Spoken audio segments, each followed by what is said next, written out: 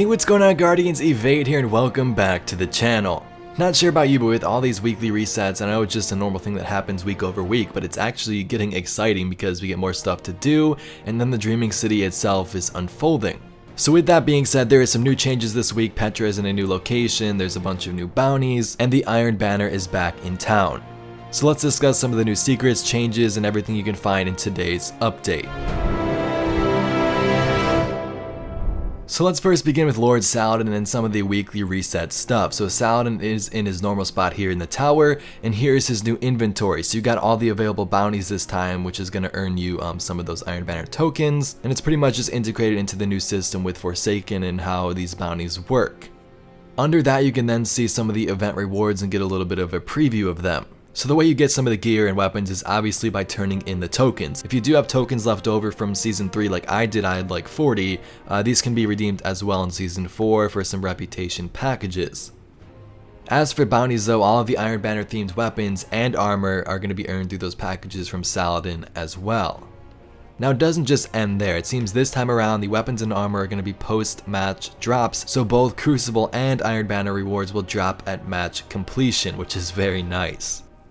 Now with the Iron Banner, they're bringing back a new map free for everybody to play called Convergence. Now I believe this is Pantheon from Destiny 1, those of you that remember the Black Garden map. So if you did enjoy that map, that's returning, and it's free for everybody to play in the Crucible, but only available to those who have Forsaken if you want to play it in private matches. So the game mode for the first Forsaken Iron Banner here is going to be Control. Now the biggest thing you want to know here is that your power is going to matter. So if you're jumping into the Control and you're like, dude, why am I not doing all this damage? Why am I sucking right now? That might be the reason. And lastly, to wrap it up, with those bounties, 2 of those would grant you powerful armor, while the other ones will give you some Iron Banner themed rewards.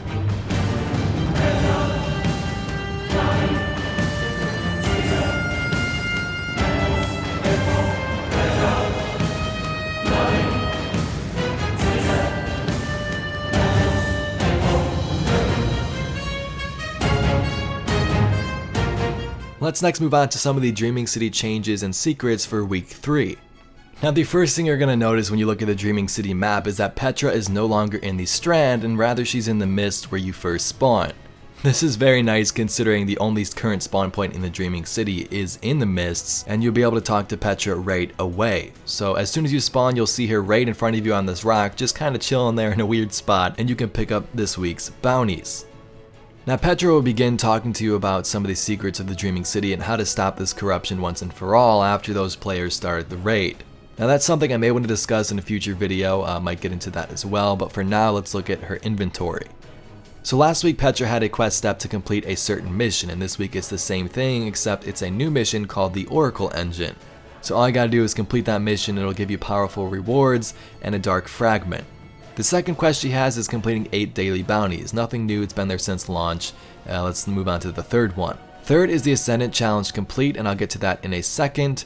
Fourth is activity completions in the Blind Well, and lastly the same offering presented to the Oracle.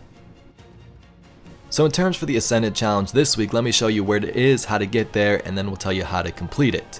So first, hop on your Sparrow and head to the left to the Spine of Caries. You want to make sure you go all the way back to the spawn, the first area you entered in the Dreaming City, and you'll see the portal here above a rock if you have that tincture pop. So make sure you put it on so you can see the portal, and here's the location.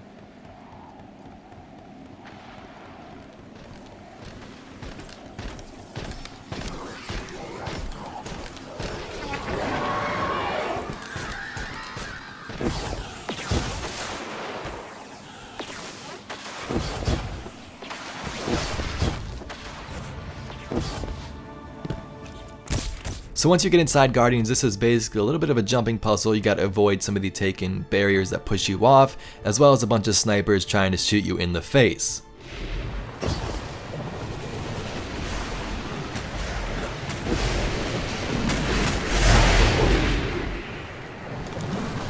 After you jump around for a bit, climb, make your way up to the top, and all you gotta do is kill a boss. Upon completion, this will grant you the chest so you can pick up your rewards, and then there's also a location for the hidden lore collectible right here.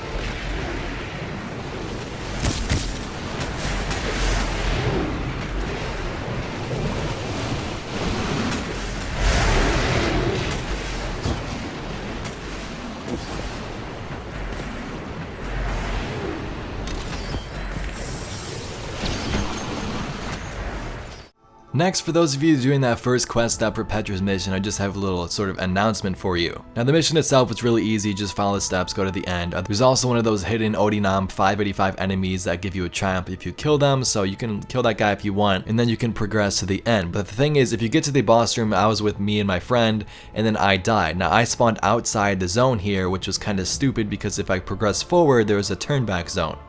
So this is a pretty big bug. If you die with more than a couple of guardians in there, they're not going to be able to help you out unless you restart the mission. Now something else that's pretty cool with the Oracle mission is something I mentioned last week as well, but it's a little bit different now. So last week we had the other mission where we ventured into the gardens and killed some enemies there, and one of the wizards was named Agent of Xivu Arath. Now I briefly told you that that was the other sister for Oryx and Savathun named Xivu Arath. But this week it still seems the trend is continuing in the Oracle mission, as you can see here. Now in collecting the 3 orbs at the beginning and banking them to get rid of the barrier, you see 3 different enemies. One is son of Xivu Arath, one is daughter, and I'm not sure what the other one is because my friend Joey killed that one. So this is interesting considering they are taken enemies. Now we know I don't think Xivu Arath has the power to take. That's explained in other Grimoire cards that, Savathun and Kyria Blade Transform do, but it's still pretty interesting. We know that when Savathun said we need to go separate ways, siblings, she went into the black hole and the other 2 went elsewhere, and now are they working together? I don't know. I just thought I'd share this with you as well. Petra, come in. Observatory's clear. No damage to the Oracle. Good. That's good. But I can't shake the feeling that we're being outmaneuvered. Next, I have some information on a sleeper simulant Nerf for the Gambit game mode. Now let me explain what Bungie said and kind of take the word Nerf lightly, as we don't know exactly what they're going to do yet, but they say, "We are aware of reports that sleeper simulant feels too strong in Gambit. The Sandbox team is looking at potential changes to address this. Our goal is to retain the strength of the weapon but tune it so it doesn't feel like the only viable power weapon in Gambit. Stay tuned." So Bungie said that, but here's what Josh Hamrick had to say. He says, "Sandbox is operating with the goal of not employing nerfs when there are other methods of tweaking the game so that there isn't just one correct choice. That said, nerfs will still be needed from time to time. We promise to be judicious on when and where we choose to employ them." So if you played Gambit since Forsaken's launch, you know that sleeper is a big issue here. You can pretty much pre-fire the thing. You got the wall hacks already so you can see where guardians are, so you can peek around the corner, have your sleeper charging a little bit, and then just unleash it on them from across the map. So me personally, I'm not gonna lie, I have been using sleeper because it's really good and it's the only way to win some of these matches. But that being said, Bungie is looking into the sleeper simulant in Gambit and working on other viable options when it comes to power weapons. Anyway, Guardians, that's all I got for today's video. I hope this helped you out, giving you some of the locations of the mission, the Ascendant challenge, and definitely that bug, because that was super annoying in that mission. Couldn't even get to the end. I got my rewards, at the end of it, but it couldn't help them out at all, so that was pretty dumb. But if you'd like to become a sponsor for the channel, get some exclusive rewards like giveaways, a chance to be an Easter egg in my video game, and different incentives that will change over time. And it's basically like a Twitch subscription, $5 a month, but you get some cool stuff in the process. Now, the only reason I shout that out is because I'm still looking for some voice actors for my video game. This is a third-person zombie shooter, kind of like The Last of Us, but it's my first game, so not AAA. But the point is, we still need some voice actors, and the link for that is down below. If you're interested, email your voice clips to destinyguides@yahoo.com, and I'll definitely be sure to check them out there. Be sure to stay tuned to the channel in the next couple of days. Got some really exciting videos planned, and I'm sure you're going to enjoy them. Anyway, thank you so much for watching. My name's Evade, and I'll catch you Guardians in the next one.